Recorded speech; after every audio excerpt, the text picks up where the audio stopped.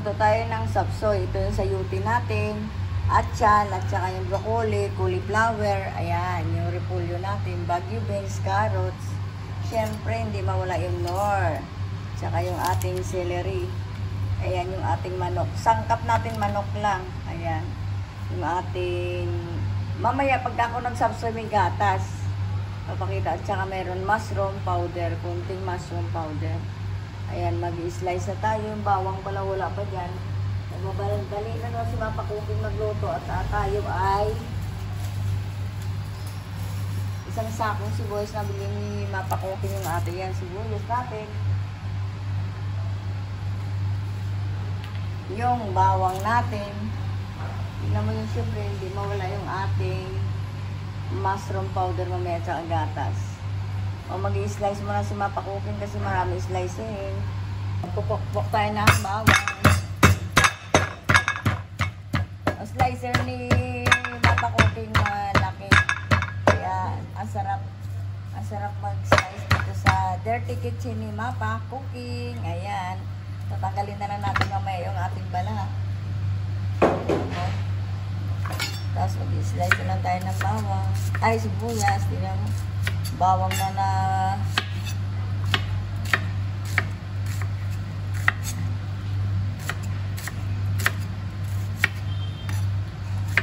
minsan hindi ko na pinapakita sa inyo yung mag-slice nito kasi napaka-uti pag nag-slice ka ng bawang, i-slice mo yung sibuyas.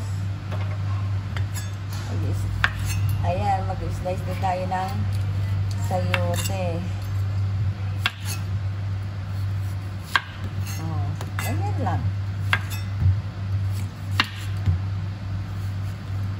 Kasi mo trabaho, pagbalat pa lang nito, pag ikaw lang mag-isa, talagang uting-uting na talaga yung ating ano. Ganyan lang, himayin nyo lang yung broccoli yan. Tsaka pinaghalo ko. Ito, hinihiwalay ko na. Pinapakuluan ko lang to, sabay na mamaya pag-isa natin. Yung kalat ni Mapa Cooking marami, sabay hulog sa timba, o, di ba? Ganyan lang. Matalim yung kutsilyo ni Mapa Cooking, kaya talagang ingat sa pag-slice. Hindi sabay natapon sa basurahan natin. Tapos, ginaganyan ni Mapa Cooking. Ganyan lang, slice natin. Pero hindi ko lahat ibuuin na pagkahiwa ko. Kasi masyadong matagal. Wala na tong edit-edit, dire-diretso na to. Kasi cellphone ang ginagamit ng anak ko.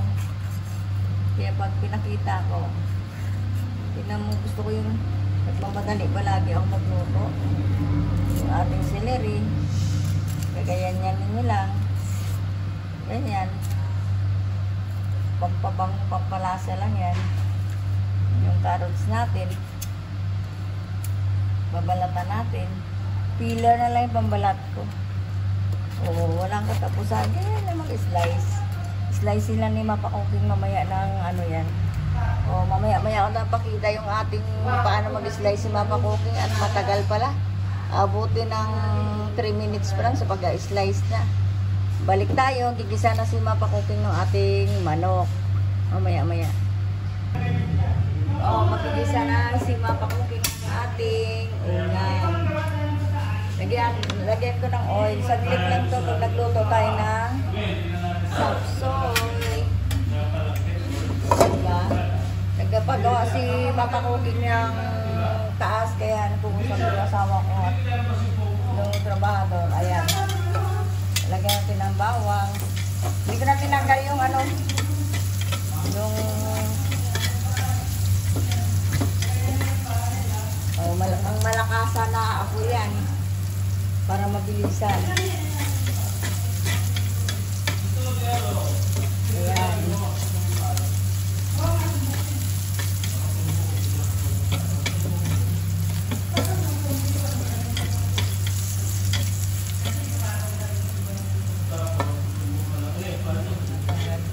Tanggal isang balat. Tapos na natin lagay yung ating sibuyas.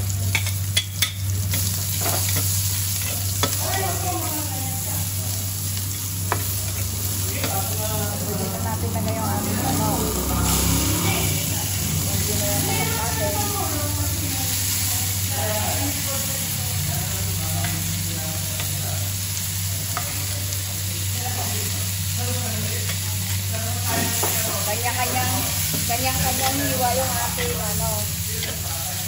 gulay natin, diba? Sabi ko nga sa pag-slice lang na gulay, aabutin na tayo ng siyam-siyam. Kaya inuna natin yung pag-slice ng mga pa-cookie.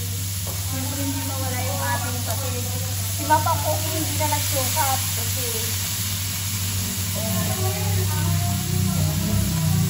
wala akong sukat. Nandun sa taas yung pang sukat ko. Kaya dito ako sa dirty kitchen.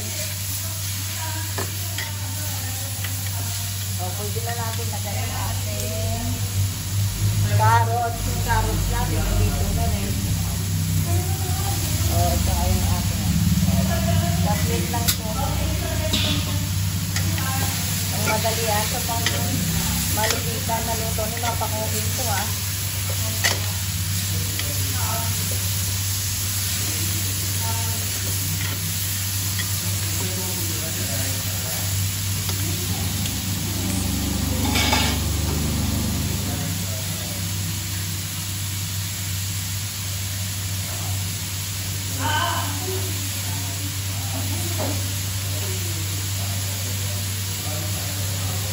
Siyempre hindi mawala yung ating nor. Ilalagay tayo ng nor para napakuking palagi nagmamadali ng luto kasi may nagtatrabaho sa third floor. Napapagawa si mapakuking ng lagyan natin nor baboy. At nalagyan natin ng water. Ayan.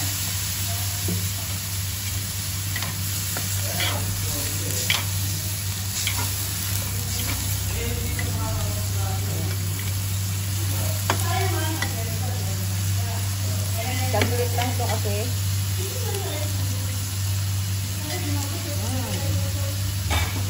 Lasa. Diba ang galing ni mapakuking ano siya, ala chamba. Chamba-chamba pa natin yung aking luto. May madalian na luto. Bigla mo si mapakuking yung ito, binababad kasi kung talaga akong may uos. Kaya binababad ko muna sa luto yung ating cauliflower. Sobrang lumampas yung apoy na luto natin. Pero ako maglalagay ako dito ng niluluto ako dito, maglalagay ako dito ng mushroom. Ayan, mushroom natin maglalagay sila ng cooking mushroom para pampalapot mamaya.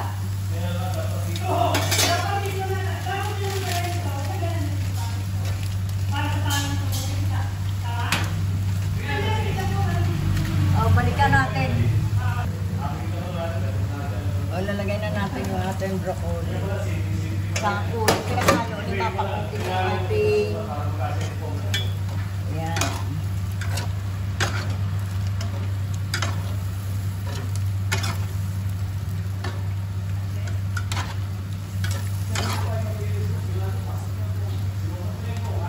Yung sabaw natin tama lang.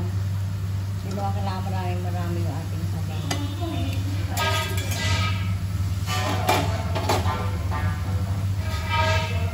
O, lalagay na rin natin yung ating bagyo. Sabay-sabay na.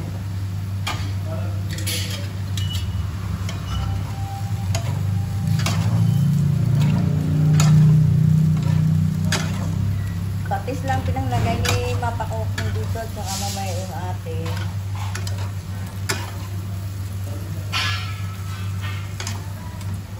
tumulo lang yan. Ito na yan. Balikan natin.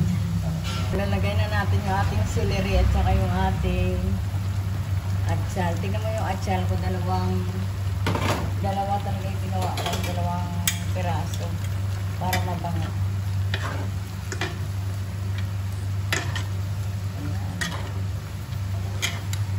Ang malupit ito. Marami talaga itong repolyo natin. Marami.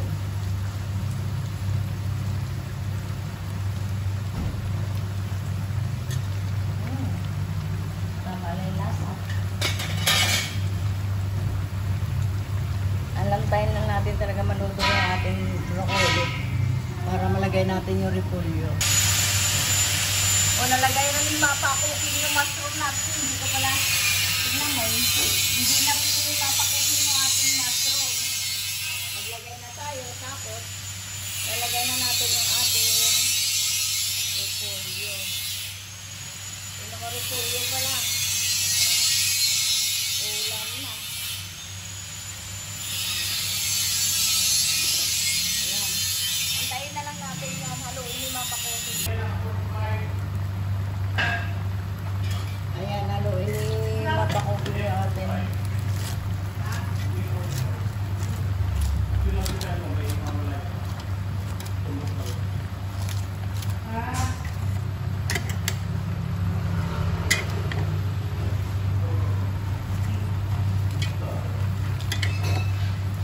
maliit ng ating kawali. Maraming gulay.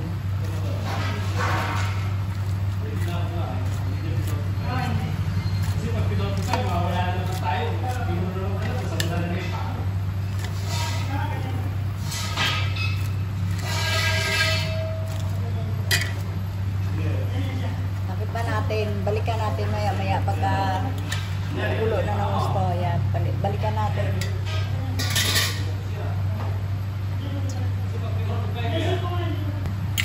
Ayan, nag-ano na tayo. Ano na natin.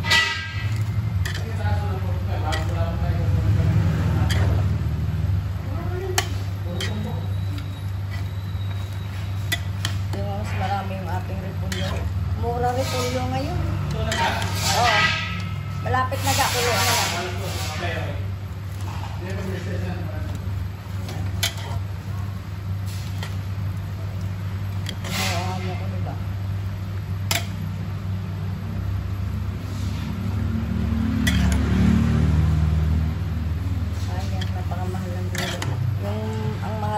Broccoli lang at saka yung sayote.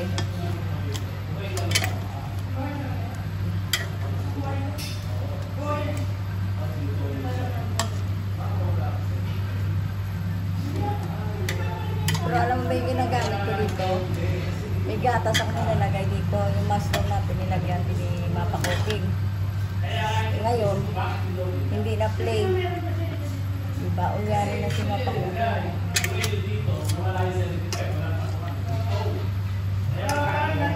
Antayin na natin kumulo. Kumulo yung ating gulay.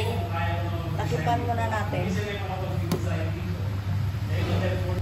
Okay na yung ating sapsoy ni mapakuking. Ayan yung ating sapsoy. Luto na ito. Lalagyan natin ng patis kasi may tabang ng konti. Ayan. Siyempre, hindi mawala yung gatas ni mapakuking. Masarap yung sapsoy na may gatas. Okay na yun. Mga kunti lang na may lalagay ni mapakuking. Marami. Gusto ko kasi sa sapsoy may gatas. Ayan, luto na yung ating sapsoy ni mapakuking. Like and subscribe kay mapakuking. Pawis na mo si mapakuking dito sa aking Dirty Kitchen. Ayan. Luto na yung ating sapsoy ni mapakuking. Sarap. Okay na yung ating sapsoy. Thank you for watching. Like and subscribe. Thank you for watching.